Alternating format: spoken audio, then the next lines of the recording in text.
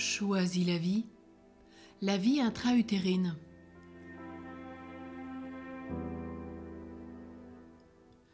Depuis de longues semaines, dans ce chemin de guérison et de renaître d'en haut, nous avons proposé les grâces de la paternité et ses carences, la grâce de la maternité et ses carences, et puis à l'issue de chacun, un temps de guérison. Aujourd'hui, nous allons cheminer dans cette étape de la vie intra-utérine avec toutes ses grâces et ses blessures. Nous commençons par le psaume 139-138 dans les versets 13 à 15. C'est toi qui as créé mes reins, qui m'as façonné, tissé dans le sein de ma mère. Mes os n'étaient pas cachés pour toi quand j'étais façonné dans le secret, modelé aux entrailles de la terre. Dans notre retour aux sources, nous avons à franchir un seuil, celui de notre naissance, car notre histoire ne commence pas à l'âge de raison, mais au moment de notre conception. Chacun de nous est issu du développement d'une cellule primordiale, engendrée dans la rencontre d'un spermatozoïde paternel et d'un ovule maternel. Or, avec le développement de la pédopsychiatrie, il n'est plus permis de penser que le fœtus passe les 9 mois de son existence intra-utérine dans un état parfaitement aseptisé, à l'abri de tout traumatisme. Bien plus, d'aucuns soutiennent, en particulier Néliane Astelli, que ces 9 mois seraient déterminants pour la structuration psychique de l'enfant et de l'adulte qu'il deviendra. Oui, c'est bien elle qui le dit, ces 9 mois déterminants pour la structuration psychique de l'enfant et de l'adulte qu'il deviendra. D'où l'intérêt pour l'enfant, l'adulte, d'essayer de se souvenir des événements qui ont pu affecter cette période de notre vie.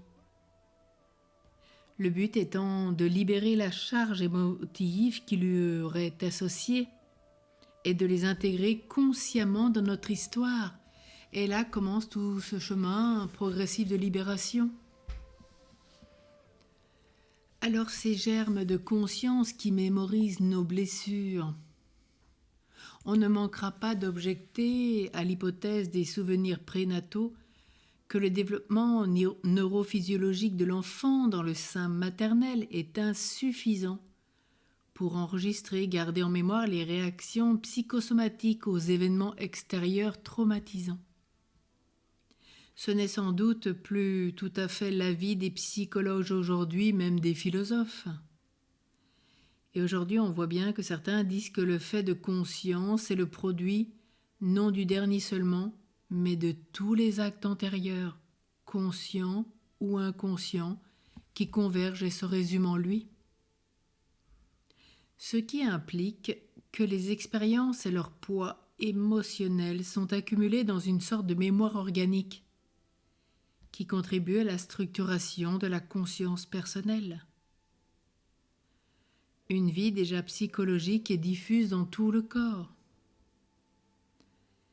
Alors c'est le père Jean-Marie Hainaut qui commente et qui dit « La philosophie de l'action est amenée à découvrir que les germes inconscients de la conscience sont déjà d'obscures consciences et que dès avant l'éveil de la raison, une raison immanente est déjà répandue dans tous les mouvements et toutes les conditions qui en préparent l'émergence. »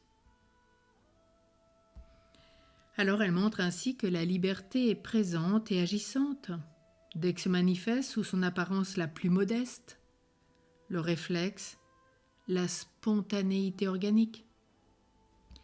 Il est donc nécessaire de concevoir que bien avant l'âge de raison, c'est-à-dire 7 ans pour un enfant qui aurait des problèmes, on le dit pour un enfant qui aurait des problèmes mentaux, dans la petite enfance et même dès avant la naissance, l'être humain puisse élaborer des réponses individuées aux actions qu'il subit et construire ainsi des ébauches de décisions. L'acte libre s'enracine dans un certain nombre de réactions de la spontanéité corporelle et psychique. Ces réactions n'ont-elles pas déjà une signification ? Certains diront une qualification morale et spirituelle, comme une tendance vers le bien ou le mal. Faudrait-il même aller jusqu'à parler de choix inconscient ou préconscient ? Le problème est posé.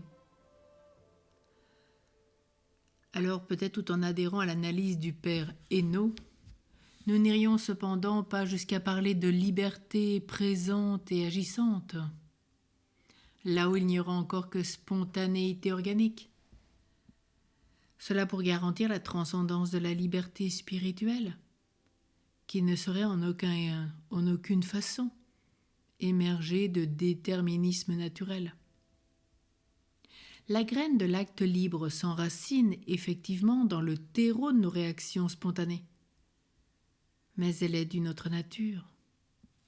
Il ne saurait donc y avoir à proprement parler de choix préconscients, même s'il faut maintenir que les choix opérés par la conscience responsable sont fortement influencés par le vécu intérieur de l'enfant.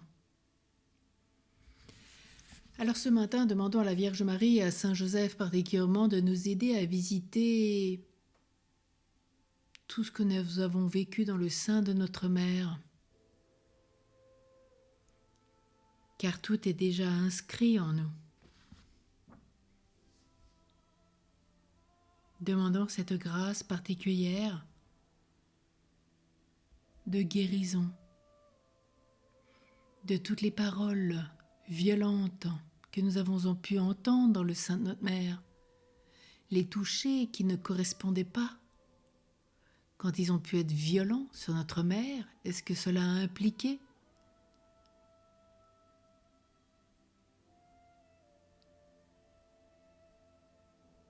Demandons de visiter tous ces moments, que nous puissions nous souvenir,